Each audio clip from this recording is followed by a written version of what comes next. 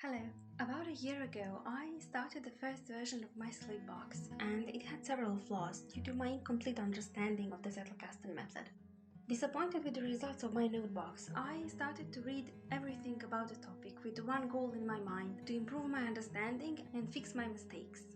Before I share with you what I learned in the process, I want to swiftly address a few things. First of all, my experience with Zettelkasten is relatively short. My notes collection has around 300 notes at this point, and I'm still learning and improving my understanding and skills. Secondly, I don't think there is only one ultimately right way of implementing this method in practice. I believe that we shouldn't be afraid to make adjustments. However, this video is a result of my aims to understand the original Zettelkasten, to understand how Luhmann used this method, why he followed certain principles and rules, and what do I have to change in my workflow to improve my sleep box. In 1981, Luhmann wrote a paper, Communication with Note Boxes, where he described his approach. This paper is the main reference I used to review my assumptions and to expose cracks in my understanding. Zettelkasten is usually mentioned as a note-taking method. However, the end goal of Zettelkasten is not gathering and collecting notes, but rather creating a competent and knowledgeable communication partner. The main interaction with the sleep box is not when we are writing and adding new notes, because the sleep box is not there to be an archive of our memory. Sleep box is there to be an apparatus with which we think. Therefore, the main interaction is when we communicate with the sleep box, by confronting ourselves and our thinking with our prior knowledge. The internal structure of the sleep box, based on the network of links between notes, turns the sleep box from a collection of notes into an interactive thinking partner that can give us surprising and unexpected responses and insights as a result of our interaction. Luhmann believed that the only way to create a communication partner that will be increasingly valuable with time is to keep notes organization open. Luhmann organized the notes by putting them one after the other. The decision about where the note will be placed wasn't made because it fits organizationally to that location, but because it is contextually congruent with the preceding note. Each note in his sleep box has a unique alphanumerical sequence that represents the position of the card inside the sleep box, ensuring that the card will be accessible in the future. Also, this unique address is used on other cards as reference. Without fixed IDs and positions, note will be lost. We would never see it again unless we stumble upon it accidentally, no matter how good or relevant the idea written on the note is. If we want to place a new note between notes 4 and 5, a new note becomes 4A. 4A can be supplemented by 4A1, and so on. Luhmann called this internal branching. The internal structure is organized in this way so that we can create as many branches as we want, indefinitely. IDs are abstracted from any content-based order. The order that will emerge from them is merely formal.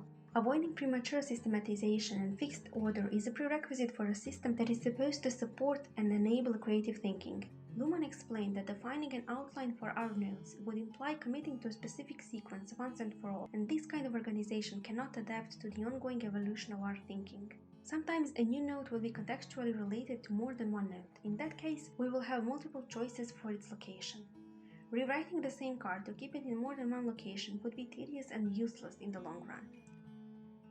Therefore, in the physical sleep box, we must choose one position as a physical location of the card, and we can solve the problem of multiple storage with references which will denote other possibilities. The beauty of the Zettelkasten is that we don't have to choose one option. A new note can be stored in all relevant places. IDs can have an additional function to indicate that certain notes are part of the same sequence. For example, every note that begins with 4A7, like 4A7A, 4A7B, 4A7B1, can be considered as a link in a long chain of thoughts. I believed that notes in the chain have a specific type of connection, different than references written on cards. Therefore, I thought that these sequences are an important structural concept. However, Luhmann pointed out that the position of a single note in the physical sleep box is not privileged. We need to place the note somewhere. The reference on the note will indicate other possible positions, but the fact that we have to pick one position as its primary physical location doesn't mean that this specific location or relation with surrounding cards is more significant compared to other references.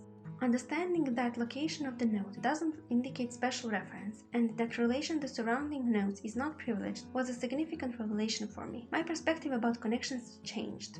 When we look at the notes to seek for relevant references, we must evaluate references with surrounding notes and those written on the card equally. Keeping track of sequences is beneficial because we can use a long thread of thoughts for our writing. It is ready for us. We don't have to reread a stack of notes to assemble a coherent combination of arguments.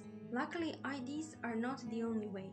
Luhmann used separate notes to keep track of sequences. He would add a title or a keyword to the top, elaborating on what concept he is specifying with the outline by writing a list of notes with their corresponding IDs and titles. Using separate notes for this is practical because it allows us to keep track of all sequences of the same note. In digital databases, we can use a search to pull all sequences and branches related to the node. Hence, it is less likely that we will neglect branches only because nodes are scattered.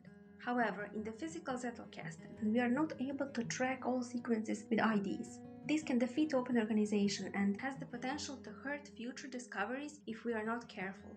Luhmann considered referencing to be the crucial feature of his system. He believed that the quality of the node is determined by the quality of its reference. Quality comes from the network of links with other nodes, not from the content itself, because following the links through the web of thoughts will enrich our thinking with unexpected discoveries in a way rereading the content of separated nodes never will.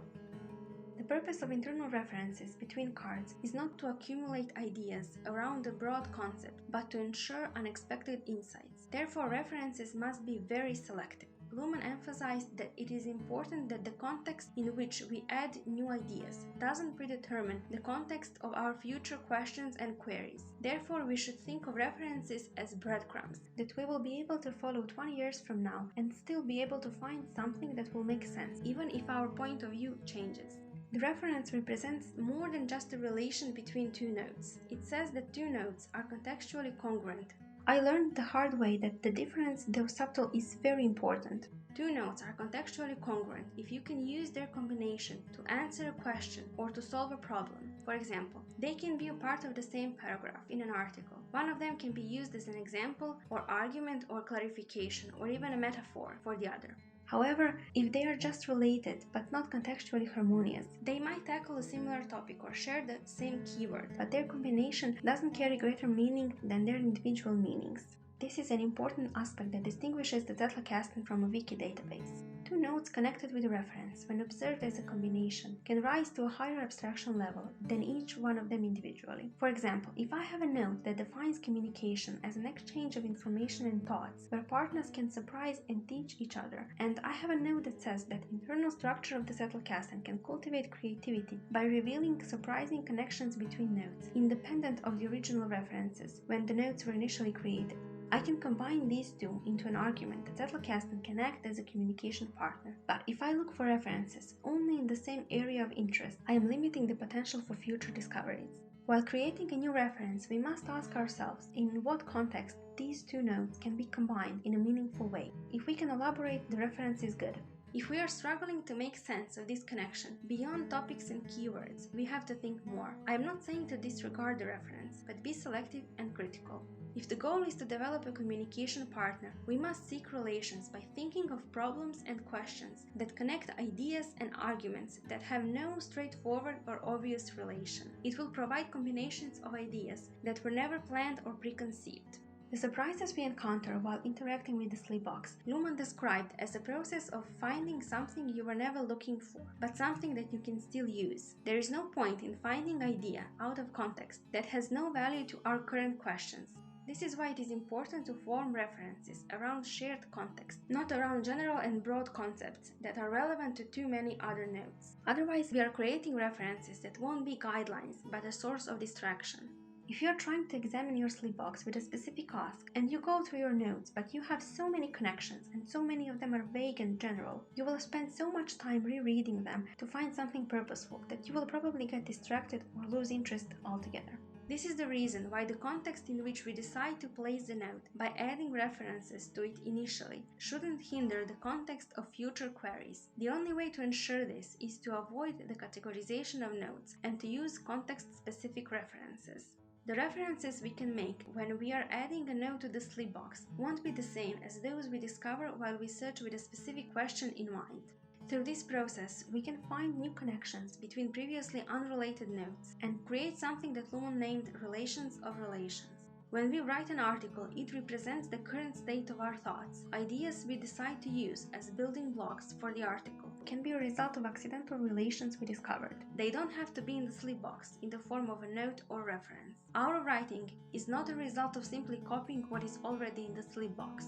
True value of the sleep box becomes clear when we combine ideas and take them to the higher level of abstraction to articulate an answer to our question by creating relations of relations type of references between previously unconnected ideas. References relevant to that specific query that couldn't be anticipated before. This is why we refer to it as an unexpected discovery or accidental insight. We can use these insights as new notes and add them to the sleep box. By doing that, we are actively engaging with the sleep box. We are refining our arguments and thinking, while feeding the sleep box with new references and new ideas.